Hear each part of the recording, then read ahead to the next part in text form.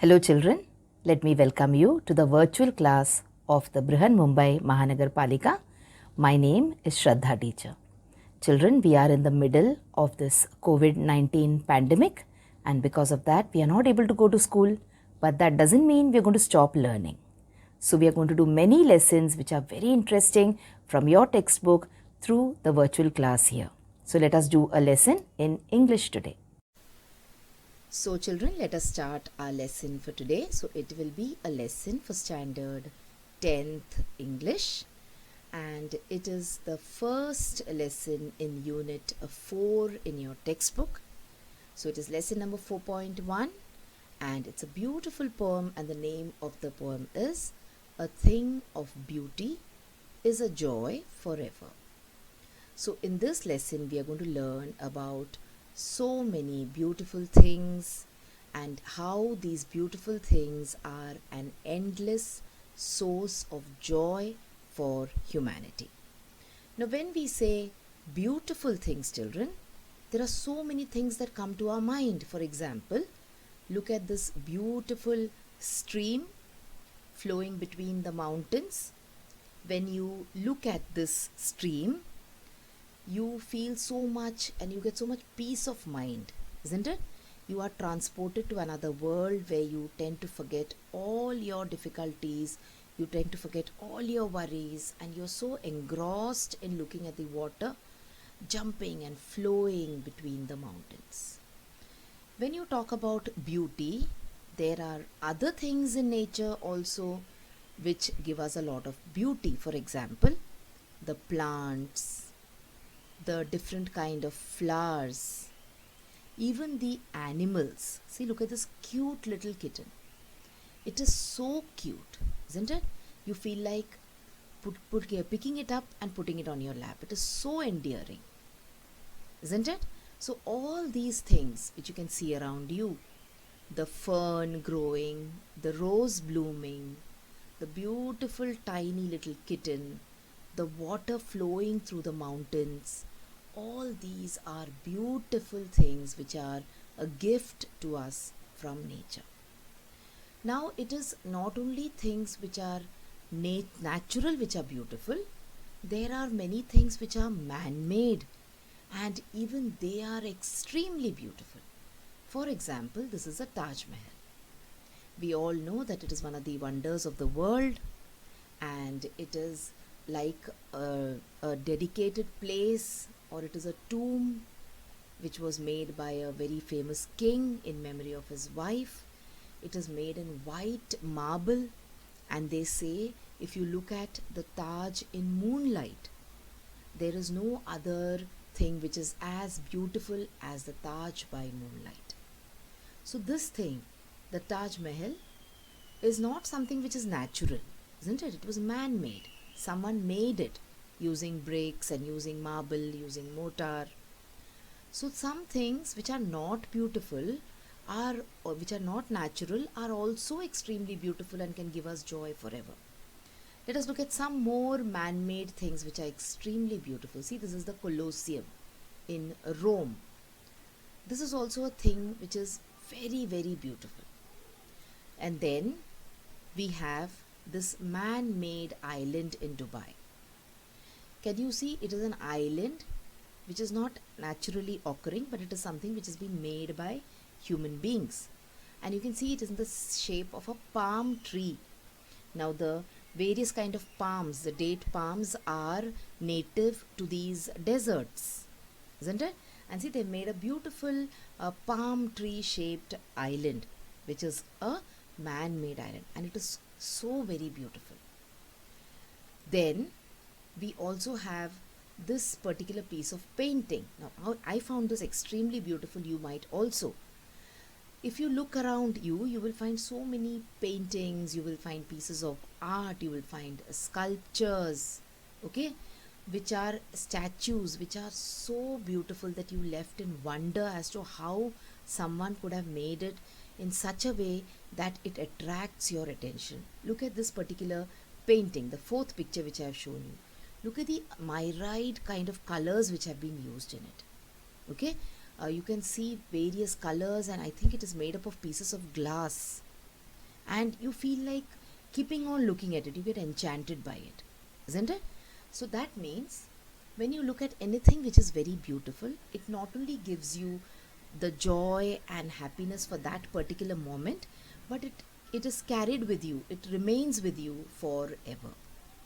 So that is why the name of the poem is A Thing of Beauty is a Joy Forever. So let us now talk about what beautiful things the poet wants to tell us about. So this particular poem, it talks about nature, and it also tells us how nature captivates us. Captivates us means it holds our attention and it takes away all the sorrows which surround us. So when we go to a beautiful place, for some time we forget all those things which are happening in our life which are bringing sorrow to us. For those particular moments when we are in the middle of that nature, we are in the midst of that nature, we forget all our sorrows. So this particular poem is a poem by Keats, and it is not an independent poem, but it is a part of a, you can say, work written by him, and it is based on the Greek mythology of Endymion, who was a shepherd. And the moon goddess Selene, like we have gods and goddesses in Hindu mythology, in the same way there are gods and goddesses in Greek mythology also. So there was this particular shepherd, Endymion, and the Greek goddess of the moon, that is Selene, she fell in love with this shepherd. Okay, so Keats has written a long story based on the love of Selene for Endymion, and this particular poem is picked up from that particular story. So now that we are talking about Keats, who is the poet, let us learn a little bit more about Keats here. So who is John Keats? He was an English romantic poet. He was born in 1795 in London, and he became a licensed apothecary. Now, who is an apothecary? An apothecary is another word for a doctor in today's times. So an apothecary was a person who prepared and sold medicines and drugs. So you see, in the olden times, the doctor used to prepare his own medicines and he used to administer it to the patients. So there was nothing like he used to write a prescription and send you to the medical store. Okay, so Keats, actually, he was licensed to become a doctor. He had the license to become a doctor, but he never practiced that profession. Instead, he started writing poetry. So in July 1820, he published his best volume of poetry. So he was a very famous poet, English poet, who wrote romantic poetry. So this is all we need to know about John Keats. Now if you go after your 10th standard, if you take up English as a subject, you will learn more about such other English poets, poets who were romantic poets, etc. So having said that, now let us start reading our poem. I will also try and explain it to you, okay, and we will try and understand the summary of this poem as well. As we read the poem line by line, I will try and explain the meaning of the poem. We will also look at certain difficult words which come up. So, a thing of beauty is a joy forever. So let me read the poem. A thing of beauty is a joy forever. Its loveliness increases. It will never pass into nothingness. Means something which is beautiful, it will remain beautiful forever, and it will keep on, the beauty of that thing will keep on increasing. It will never become zero, but still will keep a bower for us and a sleep full of sweet dreams and health and quiet breathing. So something which is beautiful will become a place for us where we can rest, okay, and where we can try and see to it that we are away from all our troubles, and we can also be healthy. When our mind is healthy, when our mind is relaxed, then we will gain physical health also. Therefore, on every morrow are we reading. Reading means weaving with flowers. So this is how a wreath looks like. It's a garland of flowers. A flowery band to bind us to the earth, spite of despondence of the human dearth. So now it is like a flowery band. All these beautiful things, they are like a flowery band which bind us to the earth. And there are so many reasons for us to be in despair, to be in distress, to be troubled on this earth. But it is these beautiful things which keep us bound to the earth. Okay? Of the inhuman dearth. Dearth means lack of something. Lack of what now? Let us see in the next part of the poem. Of noble natures. So all around you, you will see people who are cruel and who do not have mercy and who wish to cause harm to others. Okay? Of gloomy days, of all the unhealthy and over-darkened ways made for our searching. So there are so many bad things on this earth. But in spite of all these bad things, it is these beautiful things that keep us alive. Okay?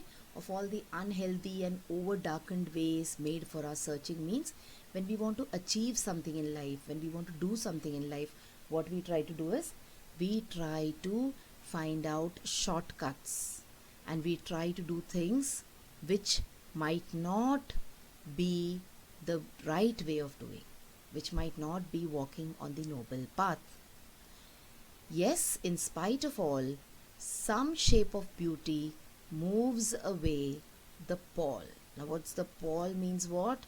The pall means the cover or the blanket from our dark spirits. But in spite of all these bad qualities that human beings have, when you see something beautiful, all these bad things are covered. All these bad things are pulled away, moved away from our spirit or from our soul. Such the sun, the moon, trees old and young, sprouting a shady boon. From simple sheep and such are daffodils, with the green world they live in. That means we are talking about all the beautiful things. So what all things are beautiful? The poet, he dwells more on the natural things of beauty rather than the man-made things of beauty that we just saw. Okay? So our poet dwells on the natural things of beauty. So he talks about the sun, he talks about the moon, he talks about the trees, okay? And he talks about simple things which give us beauty. For example, the trees gives beauty not only to small things and big things, but to ordinary things like the sheep also, the tree offers its shade. Okay, so that is such a beautiful thing. And there are so many beautiful things like the daffodils. The daffodils are beautiful flowers. And clear rills. Here rills means streams of water. In the beginning of the poem, I already showed you an image where there was a beautiful stream running in between the mountains. So all these things, all these natural things, they bring a lot of unending joy to the human soul. Okay, let's move on and let's read the remaining part of the poem. That for themselves a cooling covert make. Now covert here in this particular lesson, covert means shade or shelter. Alright, all these trees, they make shade for not only the sheep but also for the daffodils. But actually covert means something which is little secretive. Alright, for example, we say the police was doing some covert action in that area. So covert means not open, something very secret, undercover like kind of thing. But here covert means shade or shelter against the hot sun. So against means against. Okay, now if you write against in your answer paper, your teacher will mark it wrong. But for the poet John Keats, this is okay, because there is something called as poetic liberty. The poets can twist and turn the language. Okay, they can twist and turn the words also, but that will pass off as right for them, not for us. So when you write the spelling of against, you will write it as A-G-A-I-N-S-T. Alright, so all these trees, they offer shade to all the birds, to all the animals, to the plants, etc. The mid-forest brake rich with the sprinkling of fair musk rose blooms. So what are musk rose blooms? They are a kind of rose which are very, very fragrant. And such too is the grandeur of the dooms. So grandeur is what? The splendor or the glory or the beauty of the dooms. Dooms means death. We have imagined for the mighty dead. So now even not only in our country but in places abroad also. For example, the Taj Mahal. We talked about Taj Mahal. What is a Taj Mahal? It is nothing but it is a tomb. It is a kind of a monument for the dead. So he's saying that even in death there is beauty. The kind of tombs that we make, the kind of memorials that we make for the dead people, not for all dead people but for the mighty dead people, the people who were someone great, the great personalities, even that has got beauty in it. All lovely tales that we have heard or read, an endless fountain of immortal drink pouring onto us from heaven's brink. So all the stories that we read, everything, all the stories that we get to read, they are all like an endless fountain of immortal drink. They are immortal. So today you will read the same story. After 10 years, someone else will read the same story. After 50 years, someone else will read the same story. So it is like an endless fountain. A fountain which will never end. Okay? Moving on to the last part of the poem. Nor do we merely feel these essences for one short hour. So we do not feel all these things, all these beautiful feelings, not just for some time, not just for some hours. Not even as the trees that whisper round a temple become soon dear as a temple's self. So sometimes you will see some trees growing around in the temple compound or in the compound of a church or a mosque. After some time, people start considering that tree also as holy as the temple or the church or the mosque. Okay? So does the moon, the passion poesy. Here poesy means poetry. Glorifies infinite, haunt us till they become a cheering light. So even poetry, everything that you see around us, it becomes infinite, it becomes endless. Haunt us till they become a cheering light unto our souls and bound to us so fast that whether there be shine or gloom overcast, they always must be with us or we die. So all these things which are beautiful, they are a very, very essential part of life. And it is because of this beauty that is there around us, either man-made or natural, that we are pulling on with our life. We are living life well. If everything was barren, if everything was without beauty, then we would all have died. That is what John Keats says. So he says that beauty is a very, very important part of our life. Having said that, let me also say that there is another proverb which goes, beauty lies in the eyes of the beholder. So for me, something might be beautiful, but for someone else, something else might be beautiful. So it is how you look at things. Okay? For example, a mother, whatever kind of color or whatever kind of features her own child has, for a mother, that child is the most beautiful child on this earth. So beauty lies in the eyes of the beholder also. Beauty also depends on our point of view, on how we look at things. So if we look at things with a positive bend of mind, if we look at things with a positive attitude, everything is beautiful. There is nothing which has been created by God which is not beautiful. Okay? So this was the long poem by John Keats, A Thing of Beauty is a Joy for Ever. Now, like we always do, let us look at some exercises also which are there in our textbook. So, we have this first exercise where we are supposed to pick up expressions of beauty and expressions of sorrow from the poem. So, this poem is about beauty, but all things or all ideas expressed in this poem doesn't deal only with beauty or joy. There are some lines in this poem which are expressions of gloom, which are expressions of sorrow.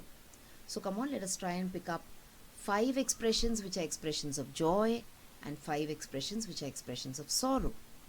So before looking at what answers I'm giving you, you can pause the video and try to figure out the answers yourself.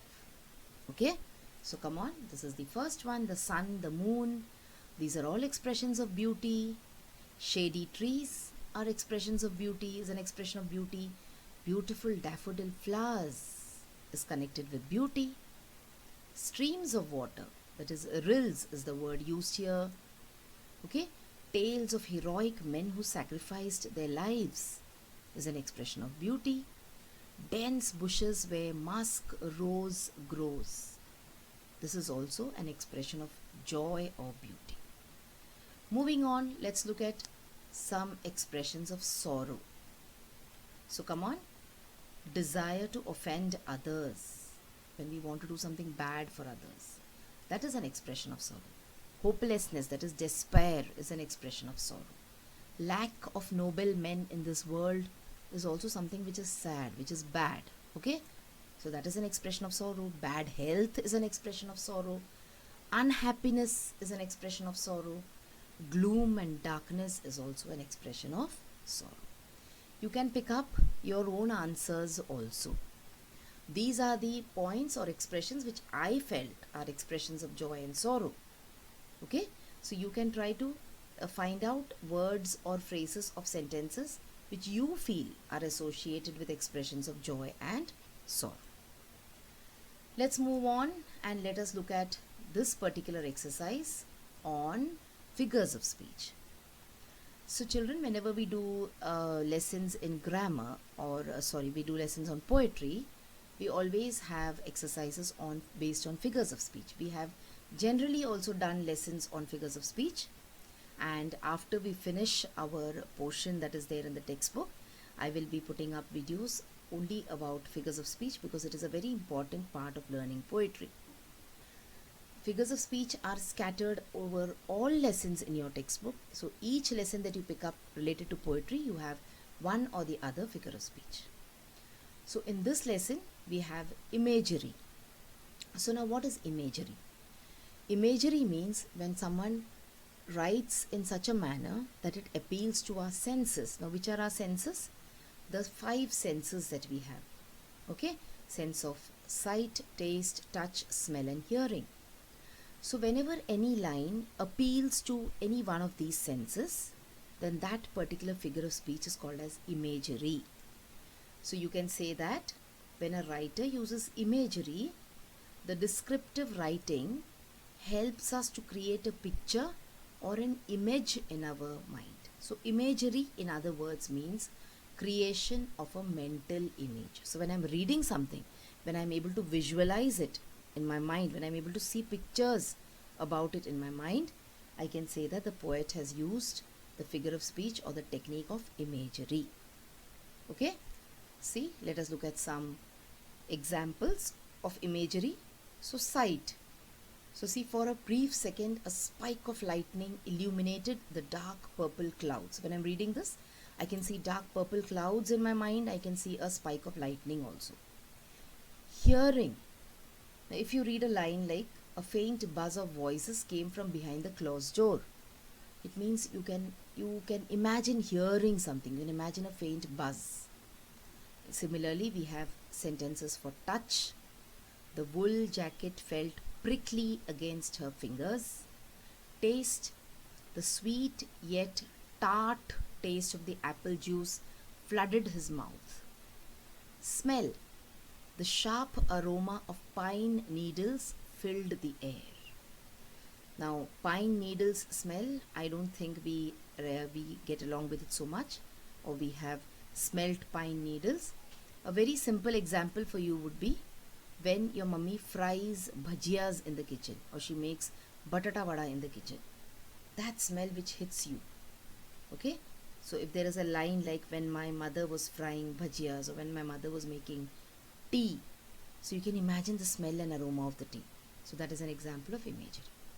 Alright? Now, let us look at lines of imagery from the poem. So we are wreathing a flowery band. That's an example of imagery. a bower quiet for us, and a sleep full of dreams. So that is imagery. You can imagine a place which is very quiet and where you can sleep peacefully. Trees old and young sprouting a shady boon. And such are daffodils in a green world they live in. The mid-forest brake rich with a sprinkling of fair musk rose blooms. So many of these, they appeal to our sense of smell and our sense of sight. Alright? So this is about imagery. So we saw the meaning and also we tried to pick up 5 lines of imagery from the poem. Moving on, let us talk about some more figures of speech. But here, these are the figures of speech which we have discussed about more than once in the lessons. Okay, so I will not be discussing about these figures of speech. Like I told you, I will put up a video where you will see all the figures of speech together. So let us find out which are the correct figures of speech here. But still we keep a bower quiet for us. So it's an example of a metaphor. Okay, we are comparing a place to a bower. Some shape of beauty moves away the pall. So, you cannot move away something. Beauty cannot move away something. Beauty doesn't have hands and legs. So, it is personifying beauty. So, it is personification. Let's see the next. A thing of beauty is a joy forever. So this is an example of an epigram. Now let us quickly see what an epigram is, because this is something which we have not dealt with time and again. So an epigram is a brief, interesting, memorable and sometimes surprising or satirical statement. For example, we say, na, Rome was not built in a day. So that is an epigram. So a thing of beauty is a joy forever is also an example of an epigram.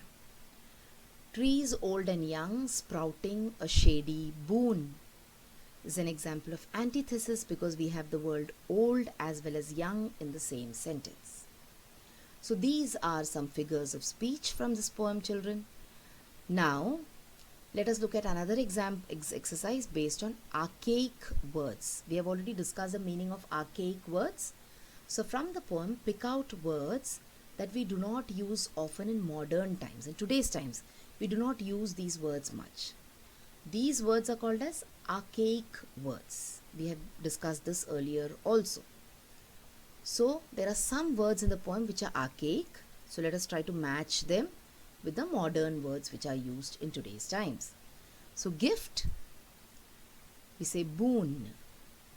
We don't say boon nowadays, we say gift nowadays. The next day. So the poem, the word is morrow. A protective spot, it is bower. Okay, by mistake it is written as boon. A cool shady spot is a bower again. Ferns are called as break in this poem. Okay, so break is in one way the archaic word. Edge is brink. Depression is gloom. Cover for the dead is pall. Streams is rills. And poetry is poesy. So these are some archaic words. Boon, morrow, bower, break, brink, gloom, pall, rills, poesy. These are all the archaic words which have been used in this particular poem. Let's move on and let's go to the next exercise where we talk about rhyming words and we also talk about the rhyme scheme. So we will pick up one particular stanza and let us try to see which are the rhyming words and what is the rhyme scheme. So a thing of beauty is a joy forever. Its loveliness increases, it will never. So see, the word ever rhymes with the word never. So when we write the rhyme scheme, let us call them A and A. So we have AA as a rhyme scheme for the first 2 lines. Moving on, pass into nothingness but still will keep. a bower quiet for us, and a sleep. So see, keep rhymes with sleep, and it doesn't match with ever or never. So let us give it a new name, BB. Full of sweet dreams and health and quiet breathing.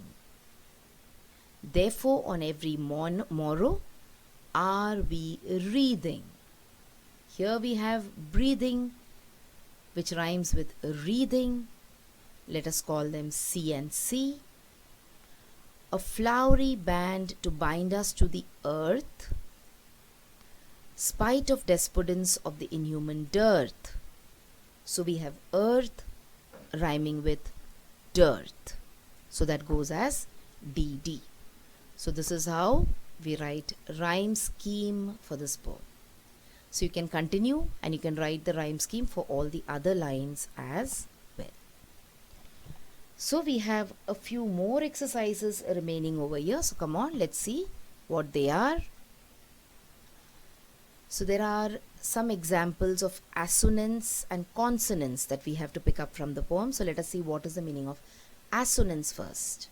So what is assonance? The repetition of the vowel sounds are called as assonance. So which are the vowels, children? A, E, I, O, U are the vowels, and then the sounds of the vowels. A, E, O, these are all the vowel sounds.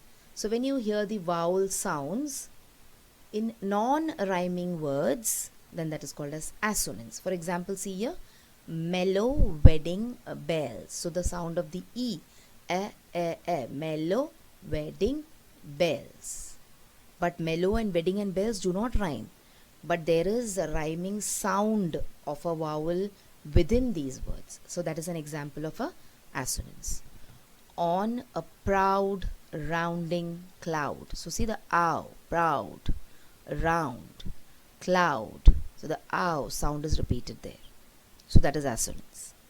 Twice in the high night. So the sound of the I is repeated here. And since the sound of the E is a vowel sound, the sound of the O is a vowel sound, the sound of the U is a vowel sound, the sound of I is a vowel sound, these are all examples of assonance. So I think it is an extremely easy example, isn't it? Let us look at some more common examples of assonance. See, we light a fire in the mountains. I feel depressed and restless. So you will not take the E in the feel because that sound is different. The E in the feel has got an E sound, whereas in the E in the depressed has got an A sound. Okay? Go and mow the lawn. So go and mow the lawn. Sound of the O. Johnny went here and there and everywhere. So here sound is different. When you say there, the sound of the E is different and it rhymes with the sound in everywhere. The engineer held the steering to steer the vehicle.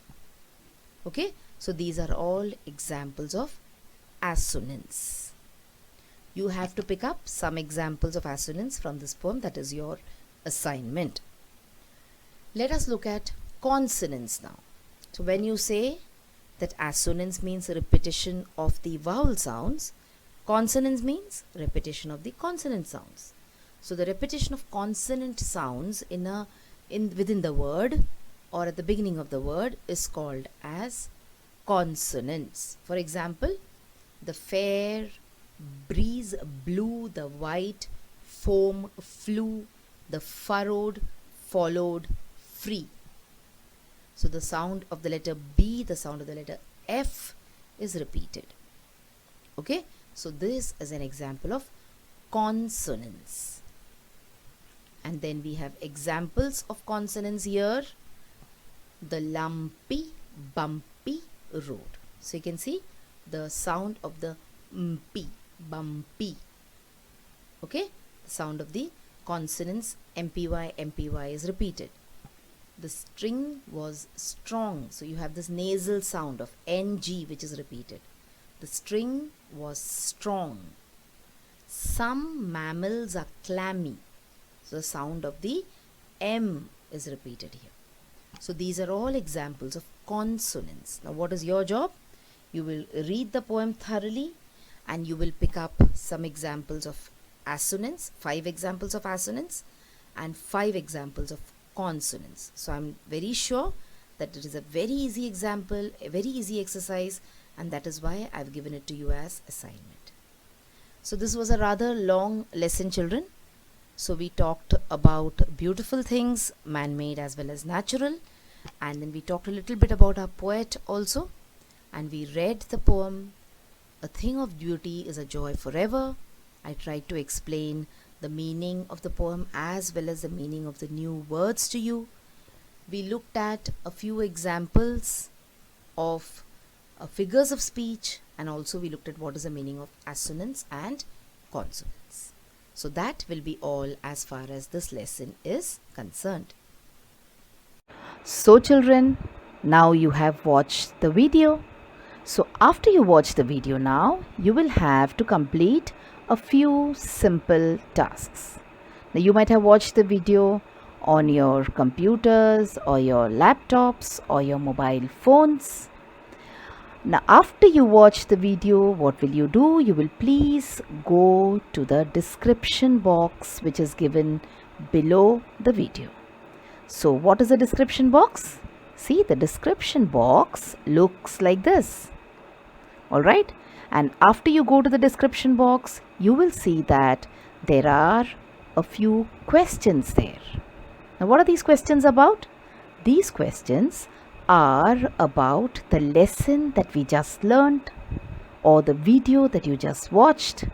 So what will you do? You will think back properly about the lesson and you will try and answer these questions and note down the answers in your notebook if you want. Okay? After that, we have another task waiting. You will also click on the link which you will find in the description box to fill up the Google form.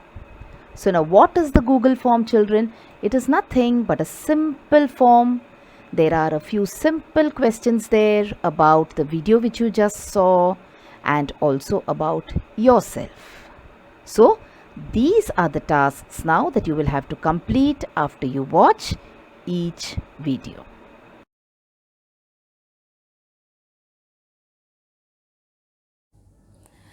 So children, wasn't that a very interesting lesson?